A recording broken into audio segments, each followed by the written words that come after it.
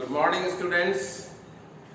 आज मैं आप लोगों को इनफाइनाइट सीरीज के अंतर्गत De Morgan's and Barton test की जानकारी दूंगा। अत्यंत महत्वपूर्ण टेस्ट जिससे कॉन्वर्जेंस के तमाम विविध सवाल सॉल्व होते हैं। कॉम्पिटिटिव लेवल पर भी ऐसे टेस्ट से सवाल पूछे जाते हैं। तो आज हम लोग De Morgan's and Barton test के बारे में जानकारी प्राप्त करेंगे। De Morgan's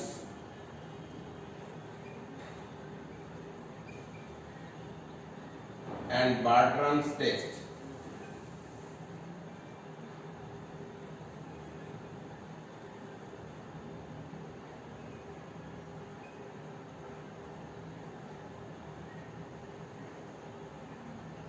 D Morgan and Barton's test ऐसे भी लिखते हैं हम लोग।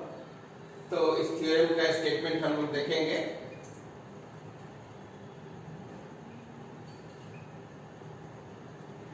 Let UN be positive for each n,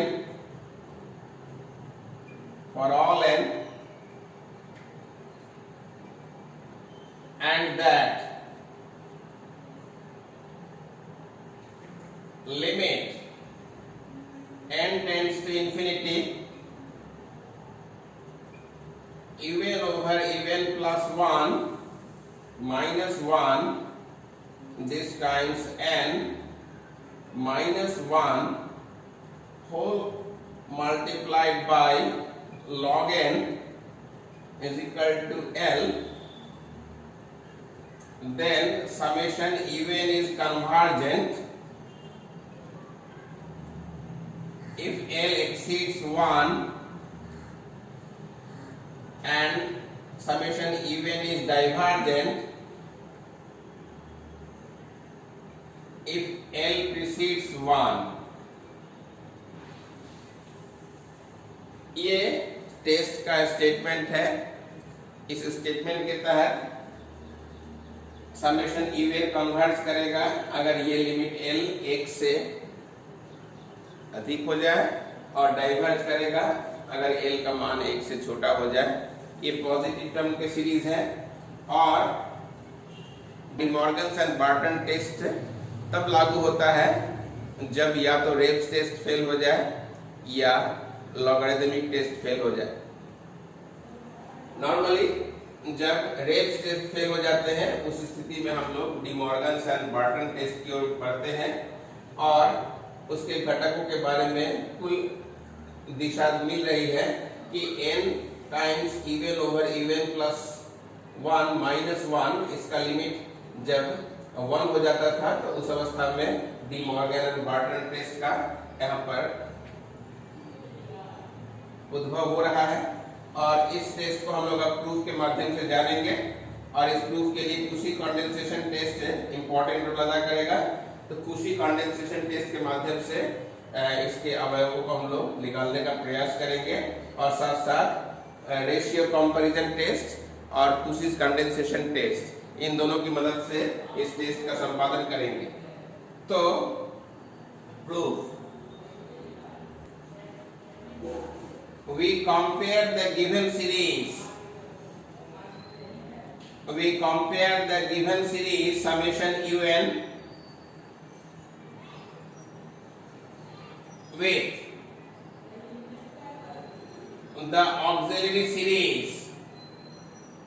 with the auxiliary series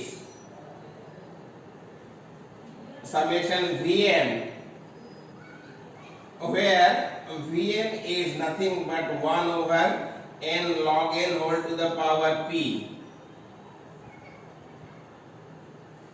students, आप समेशन vn के कन्वर्जेंस के बारे में जान चुके हैं। हम लोगों ने प्रीवियस लेक्चर में कुशीस कंडेंसेशन टेस्ट के तहत इसके कन्वर्जेंस के बारे में चर्चा की थी। we know summation vn is convergent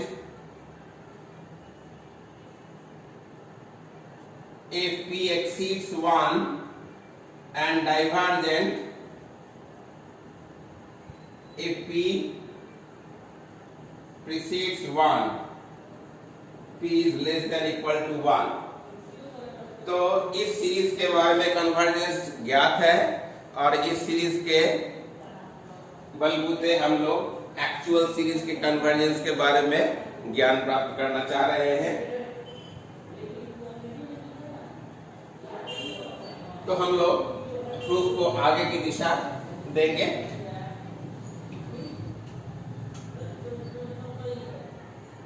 then अगर Vn हमारा इतना है, then what about Vn by Vn plus 1, इसका रेशियो हम लोग पहले फाइंड कर ले।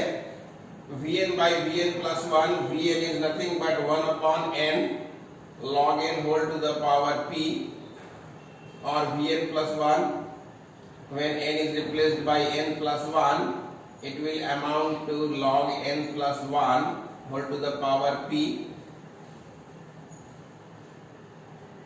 इसको हम लोग रीऑर्गेनाइज करके ऐसे भी लिख लेंगे n plus 1 whole upon n, and it is going to be log n plus 1 over log n whole raised to the power p। इसको हम लोग बाद में और भी व्यवस्थित करके इसको लिख सकते हैं इस फॉर्म में 1 plus 1 over n, और यहाँ से एक लूज n हम लोग कॉमन निकाल लें to see it 1 plus 1 by n over log n whole to the power p।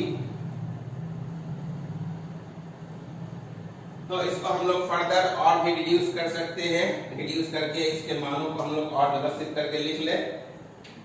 Now it is going to be 1 plus 1 over n log m times n, ये log m plus log n इस तरह के terms में ये involve होंगे।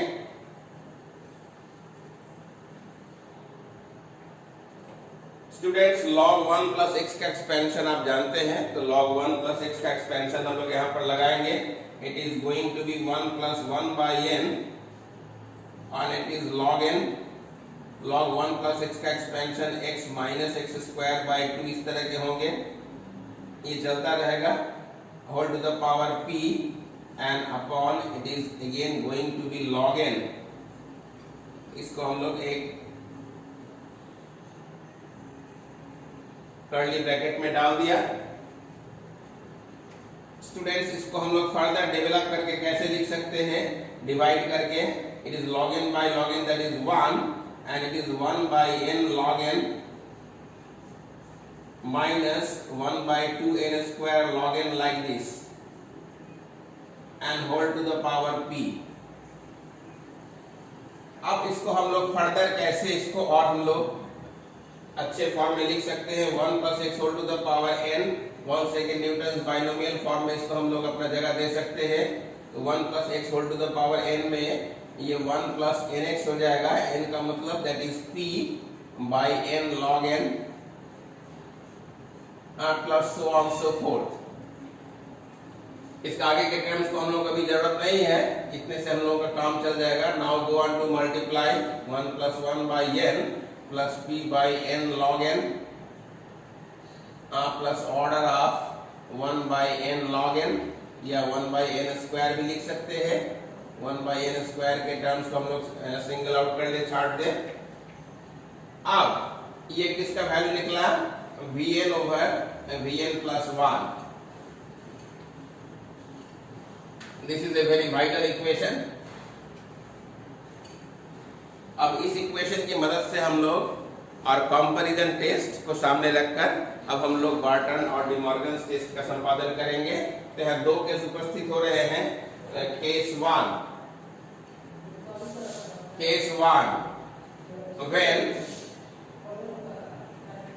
when p is greater than 1, that is summation vn is convergent। when p exceeds 1, then summation vn is convergent। हम लोगों को पता है। subsequently summation even will be convergent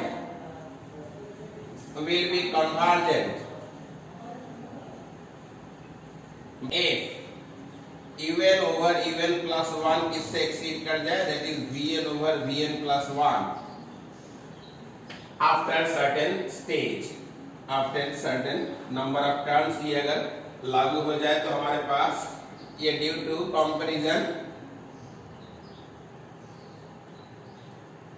this is called ratio comparison test, this is called ratio comparison test, ये आपको विदित है। But what is Vn by Vn plus 1, इसका वैल्यू ऊपर में हम लोगों ने निकाला है। Vn by Vn plus 1 is going to be 1 plus 1 by n plus p by n log n plus order of 1 by n square, ऐसा हम लोग मानेंगे। ऊपर से हम लोगों ने देख के लिख लिया। अब 1 को आप लेफ्ट साइड में शिफ्ट कीजिए, this is greater than 1 by n plus p by n log n plus order of 1 by n square. अब हम लोग n से मल्टीप्लाई कर देंगे, n times even over even plus 1 minus 1 is greater than 1 plus p by log n plus order of 1 by n। यहां से हम लोग n even over even plus 1 minus 1, इस 1 को लेफ्ट साइड में फिर से आप शिफ्ट कर दे तो राइट साइड में क्या बचेगा, p over log n plus order of 1 by n। अब आप करेंगे log n से दोनों साइड को मल्टीप्लाई कर दे तो हमारे पास कन्वर्जेंस का सूत्रपात हो जाएगा। This implies n even over even plus 1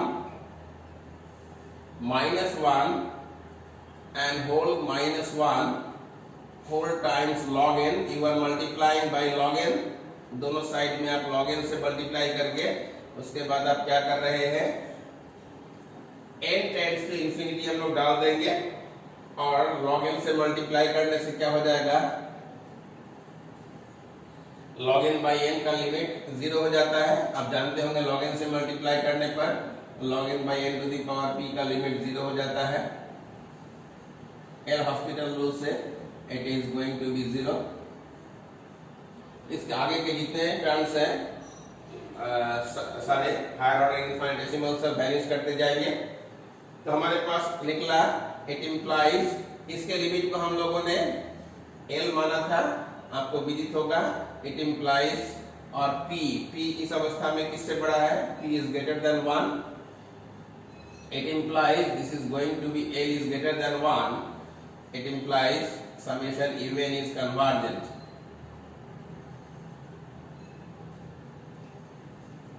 तो हम लोगों ने देखा कि l अगर 1 से बड़ा होगा then summation e will be convergent because summation vn is convergent when p is greater than 1 and vn is greater than 1, p is greater than 1 is analogous to the condition that l is greater than 1, क्योंकि हम लोगों ने इस limit को हम लोगों ने l माना था, इस लिमिट को हम लोगों ने l माना था। अगर ये लिमिट अगर l अगर exceeds 1 then summation even is going to be convergent because at that time summation vn is convergent obliging this condition, then by virtue of ratio comparison test summation even is convergent। तो हम लोगों ने case 1 में सीखा कि summation even कब converge करेगा। ठीक इसका विपरीत केस डाइवर्जेंस के लिए हम लोग कर लेंगे केस 2। केस 2 में सिर्फ इनइक्वालिटी जो ग्रेटर का था वो लेस का हो जाएगा, बाकी की सारी बातें वही रह जाएंगी। Case 2 let p is less than 1, that is summation vn is divergent। this is auxiliary series summation vn। अगर p अगर 1 से छोटा होता है तो समेशन vn डाइवर्ज कर जाता है। as such summation even is divergent once even by even plus 1 किससे छोटा हो जाए, it is less than vn by vn plus 1 due to ratio comparison test, due to ratio comparison test। ये हम लोगों ने मान थोड़ी देर पहले निकाल लिया था, तो इसको हम लोग शॉर्ट में प्रोक्योर कर सकते हैं। vn by vn plus 1 का वैल्यू हम लोगों ने इतना लिखा था, इसको हम लोग दोबारा लिख दें। यहाँ जो ग्रेटर का सिंबल था पिछले केस में, अब वो लेस के सिंबल के साथ है, तो हम लोग किस इनइक्वालिटी को पलट दें तो काम हो जाएगा। This implies this is less than this, this implies this is less than this. Greater inequality is now replaced by lesser inequality, बाद बाकी सारी बातें वही रह जाएंगी। तो यहाँ जो ग्रेटर था वो अब लेस हो जाएगा, और ये लेस हो जाएगा P was less than 1, it implies L is less than 1 and L is less than 1, this implies summation even is divergent, summation even is divergent. Hence the whole gamut of the theorem is focused upon these two reversal inequalities. L अगर 1 से बड़ा था तो summation even converge किया, और L अगर 1 से छोटा था, जैसे हम लोगों ने सिर्फ इनइक्वालिटी को सिर्फ बदल दिया, पलट दिया। जो ग्रेटर था वो कन्वर्जेंस के लिए था, जो लेसर है वो डाइवर्जेंस के लिए है, और बाद बाकी सारी बातें वही है। इसका मतलब हमारे पास कंक्लूजन निकला, या हम लोग कंक्लूजन के रूप में लिख लेंगे। कंक्लूजन ये निकला थ्योरम का, summation even is convergent, summation even is convergent if L exceeds 1, and summation even is divergent if L precedes 1. Hence the De Morgan's and Barton test. ये हम लोगों ने टेस्ट का संपादन किया, और ये टेस्ट कब लागू होता है, जब नेचुरली रेप्स टेस्ट फेल कर जाता है, तब हमारे पास विकल्प De Morgan's and Burton test के रूप में आता है। तो आज हम लोगों ने ये इम्पॉर्टेंट टेस्ट सीखा। Thank you students for watching the video.